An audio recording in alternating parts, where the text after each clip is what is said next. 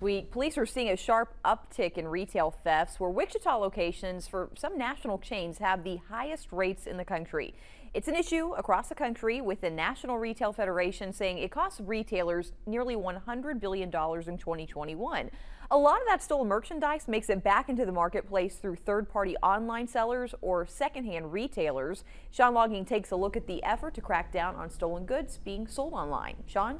Rachel, while some of this is being done by individuals, other times this theft is orchestrated and organized. Police in the sheriff's office tell me that depending on the items, they're popping up online at pawn shops or other secondhand stores. We work most of our burglaries backwards.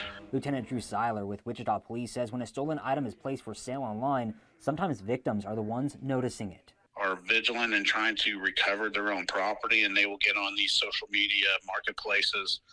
eBay is another common one you'll see, but they will find their items and they'll contact our section back. The major online retailers, Amazon, Facebook Marketplace, and eBay, say selling stolen items on their platforms aren't allowed and offer the same advice: to report it to local law enforcement.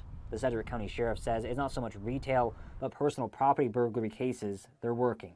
That we've had to get kind of caught up on and figure out how to work that system and how we go about trying to get that property back. Scambusters.org offers this advice to indicate if an item for sale online is stolen, a price that is extremely low, no details about the item on the listing, and the item is said to have been found.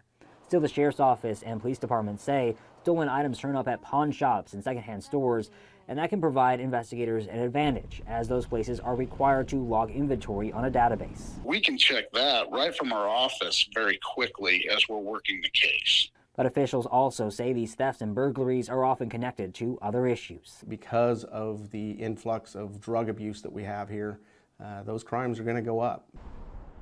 Officials tell me that when you buy a new item, record the serial number, take a photo, or add some kind of identifying mark. Those are important steps to help kind of locate and recover stolen property. Well, Sean, since this is a nationwide issue, is there any action being taken to address this? Yes, Rachel. Earlier this year, President Joe Biden signed into law the Informed Consumers Act. This requires online marketplaces to verify high-volume third-party sellers with a government ID, bank account, and contact information. It also requires those sellers to provide their contact information and provide their identity as well. Thank you so much, Sean.